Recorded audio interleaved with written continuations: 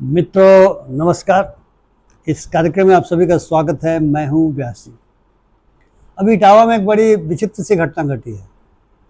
घटना ये है कि 3 कथावाचक इटावा जिले के किसी गांव में बुलाए गए थे, आदरपूर्वक बुलाए गए थे। कथावाचकों को आदरपूर्वक बुलाया जाता है और जिनके यहाँ बुलाया गया था वो ब्राह्मण समाज से आते थे। भागवत कथा कहने के लिए वो गए थे। अब जानते हैं भागवत में भगवान श्री कृष्ण की कथा है। उनके माध्यम से उस समय जो भी प्रचलित चीज़ें थी, मैंने तो पढ़ी है, आपने पढ़ी होगी, 2 खंडों में है, मोटी मोटी किताबें हैं। काफ़ी समय मुझे लगा था पढ़ने में। उसके किसी अध्याय की कथा होगी, उन्हें बुलाया गया था, उन्होंने कथा कही और उनका कहना ये है, और मैं नहीं समझता कोई गलत कहना होगा, कि कथा समाप्ति के बाद जब वे भोजन ग्रहण कर रहे थे तो कुछ लोग आए जो ब्राह्मण समुदाय के थे। उन्होंने उनकी जाति पूछी। उन्होंने बताया हम यादव हैं, हम कथावाचक हैं, कथा करते हैं। 3 लोगों ने कहा कि कथा का काम तो केवल ब्राह्मण ही कर सकते हैं, तुम कैसे कर दिए? और उन्हें बंदी बना लिया गया। उनके साथ दुर्व्यवहार हुआ, उनके बाल मुड़ दिए गए। एक तो बकायदा पूरा मुड़ा गया। उसमें एक व्यक्ति थोड़ा दिव्यांग थे, दोनों आँखें उनकी नहीं थी, तो उनका थोड़ा सा चुटिया काटी गई और कहा गया कि भाग नहीं सकता इसलिए छोड़ो। और दूसरे व्यक्ति का ये पोर्शन मुड़ा गया, उनके ऊपर पेशाब फेंका गया। वे बेचारे बंदी रहे रात भर और अपमानित होकर के वहाँ से लौटे। उनको कोई दक्षिणा भी नहीं मिली और दुखी होकर के लौट आए। लेकिन आप जानते हैं कि उत्तर प्रदेश में धर्म और जाति को लेकर बहुत बड़ा वितंडावाद शुरू हुआ है। मतलब खबरें आती रही हैं और मैं तो चूंकि उसी प्रदेश का रहने वाला हूं, इसलिए मैं दुखी भी होता रहता हूं कि खास करके धर्म पूछ करके और सड़क छाप टाइप लोग, उनका कोई धर्म से मतलब नहीं है। अगर मुझे लगता है कि दूसरा व्यक्ति दूसरे धर्म का है, कहते जय श्री राम बोलो, वो जानबूझ कर अपमानित करना चाहते हैं। सब्जी बेचने वाला है तो कई बार ऐसी भी घटना है कि बोले कहा कि तू इस इलाके में आना मत, भाग जाए यहाँ से, दिखलाई मत पड़ना। और जाति पूछ करके प्रताड़ित होता है। बहुत सारे दलितों को शादी के समय खबरें आती रही हैं, खास करके पश्चिमी उत्तर प्रदेश से, कि घोड़े पर नहीं चढ़ने दिया जाता। इसको लेकर बहुत सारे कार्यक्रम होते रहते। लेकिन इस जाति पूछ करके आप कथा नहीं पढ़ करोगे और कथावाचक का अपमान हो गया, शायद ये पहली घटना है। इसको लेकर के जो वाद विवाद होने लगा वो ये होने लगा कि क्या कथा वाचन की शक्ति या कथा वाचन का अधिकार, शक्ति तो अधिकार क्या केवल ब्राह्मण समुदाय को है? स्वाभाविक है कि जो जानकार लोग हैं वो कहते नहीं है, ईश्वर तो सबके हैं, ईश्वर पर जो विश्वास करता है ईश्वर सबके हैं। कहानियां तो ऐसी प्रचलित हैं कि कोई व्यक्ति था जो चोर था और वो भगवान शिव की जो लिंग है उस पर चढ़ा किसी मंदिर में और घंटा चुराने के लिए उन्होंने उसे शिवलोक भेज दिया। इस तरह की भी घटनाएं हैं, कथाएं हैं। तो उन विचारों को पीटा गया। फिर वहाँ के पूर्व मुख्यमंत्री ने अपने यहाँ बुलाया, उनको पता चला और मामला जात से जुड़ गया था और उनको पैसे वैसे भी दिए, प्रेस कॉन्फ्रेंस भी हुई, 4 लोग गिरफ्तार किए गए। फिर खबर आती है कि उन पर भी एक केस हुआ कि उन्होंने गलत अपना जाति बताया था और इस प्रकार से भावनाओं को आहत किया। और फिर बात आई कि जिस परिवार में उनको बुलाया गया था उस परिवार की एक महिला ने कहा कि जब मैं भोजन करा रही थी तो मेरा हाथ पकड़ लिया। निश्चित तौर से असलियत क्या है पुलिस सारी चीज़ों का पता लगाएगी, लेकिन जैसा कि वे कह रहे हैं कि वे पिछले 15 वर्षों से कथा कहते रहे हैं और वो जिस गांव में गए थे उन्हें बुलाया गया था, और अगर बुलाया गया था तो बिल्कुल मालूम होगा कि ये कौन लोग हैं, किस जाति या समुदाय के लोग हैं। क्योंकि सब्जी तो बेचने गए नहीं थे कि आपने पूछ करके सब्जी मतलब भाग जाओ यहाँ से, जैसा कि आप अन्य के साथ करते हैं। ये तो पहले से कथा करते थे। आप किसी को कथा वाचन के लिए बुलाएंगे तो हम लोग भी कई बार कथा कराते हैं तो भेजते हैं आदमी को या उनको टेलीफोन करते हैं। आजकल तो फोन का सिस्टम है, फोन करते हैं, समय उनके पास हुआ तो आएंगे, और इस प्रकार से सारी व्यवस्थाएं की जाती हैं। तो अगर आपने उनको बुलाया था तो बुलाने वाले को पता नहीं था कौन लोग हैं। लेकिन सबसे बड़ी बात क्या है कि क्या यादव समुदाय को कथा पढ़ने का अधिकार नहीं है?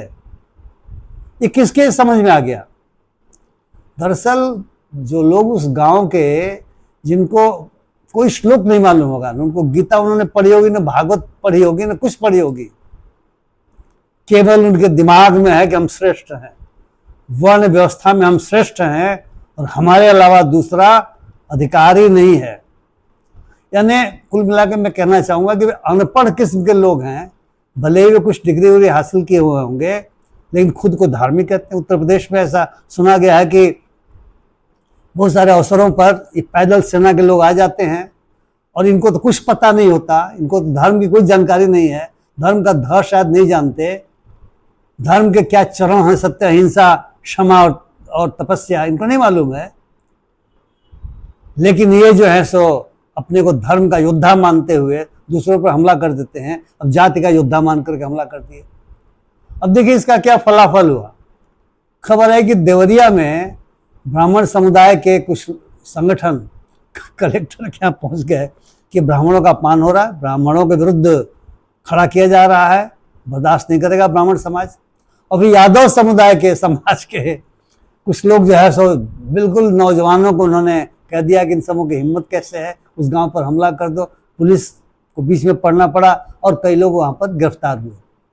मेरे एक मित्र बहुत बड़े पत्रकार हैं, उन्होंने एक बहुत अच्छी बात अपने फेसबुक पर लिखी। कहा कि अरे भाई तुम पिछड़े वर्गों के लोग हो, तुम काहे ये सब कथा वथा के चक्कर में पड़े हो?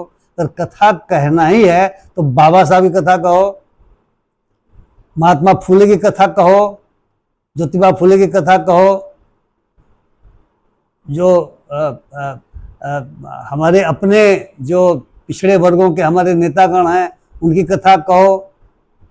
तुम काहे सब के चक्कर में पड़े हो? तुम अगर उन कथाओं को कहने जा रहे हो जिससे तुम्हें कोई फायदा वायदा होता नहीं है, तुम्हें बरगला करके और पैदल सेना बना दिया जाता है धर्म युद्ध के रूप में, और तुम मारे भी जाते हो, उसके चक्कर में क्या पड़ते हो?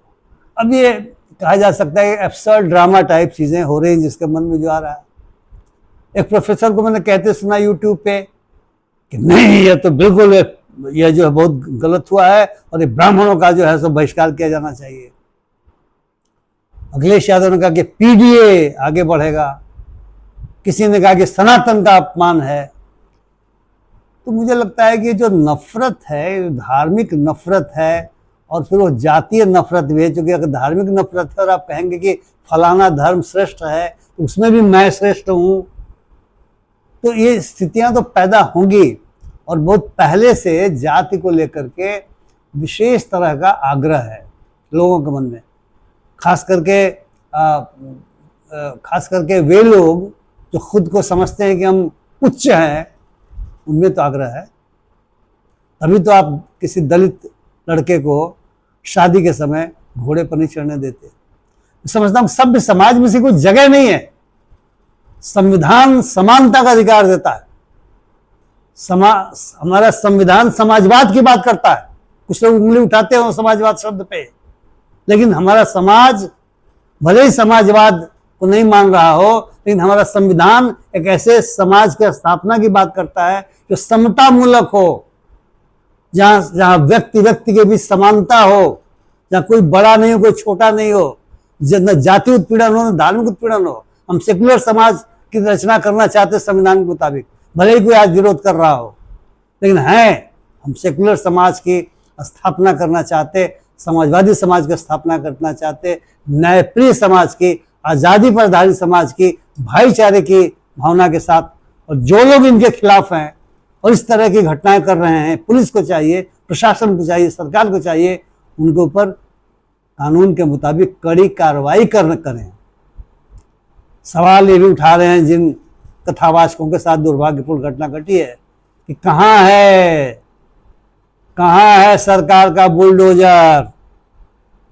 अगर हमने ऐसा किया होता तो हमारे घर ढहा दिए गए होते, लेकिन जिन्होंने किया है उनके ऊपर बुलडोजर नहीं चल रहा है। यानी वो कह रहे हैं कि सरकार सबके साथ समान व्यवहार नहीं कर रही है। एक तरीके से असंतोष की भावना ये नहीं है, एक तरीके से अविश्वास की भावना पैदा हो रही है। इसलिए मैं समझता हूं कि उत्तर प्रदेश के जो शासक हैं, उत्तर प्रदेश की जो शासन व्यवस्था है, उनके लिए इस तरह की चुनौतियां हैं, ये चुनौती है। और मैं आशा करता हूं कि इस चुनौती का बिल्कुल संवैधानिक तरीके से मुकाबला करेंगे, उसे ठीक करेंगे, समाज में भाईचारे की भावना फैले, इसके लिए काम करेंगे। और जो सोशल वर्कर्स हैं, इसको बहुत आग में घी डालना नहीं है। कुछ ऐसे लोग हैं जो हर तरफ रहते हैं, बेवकूफ़ी करते रहते हैं।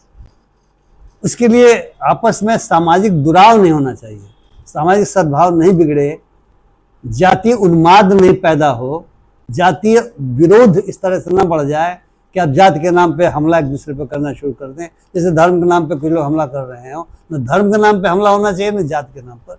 इसलिए समाज के लिए काम करने वाले सोशल एक्टिविस्टों का भी दायित्व बढ़ जाता है, और हमारे जो राजनेता हैं उत्तर प्रदेश के, उनका भी बढ़ जाता है। जो प्रशासन है उसको बहुत ही सूझबूझ के साथ काम करना चाहिए। सुनने में आया है कि जो मुकदमा दोनों पक्षों पर इटावा में हुआ है, उसे झांसी में ट्रांसफ़र कर दिया गया है। आशा की जाती है कि जो झांसी के का पुलिस प्रशासन है, वो बिना किसी राग द्वेष के, बिना किसी के दबाव में आए न्याय करेगा, और क्या सत्य है उसे उद्घाटित करेगा और दोषियों पर कार्रवाई करेगा। मित्रों, अगर मेरी बात आपको अच्छी लगे तो कृपया शेयर करें, कृपया लाइक करें, मेरे चैनल को सब्सक्राइब करना न भूलें। बहुत बहुत धन्यवाद। नमस्कार।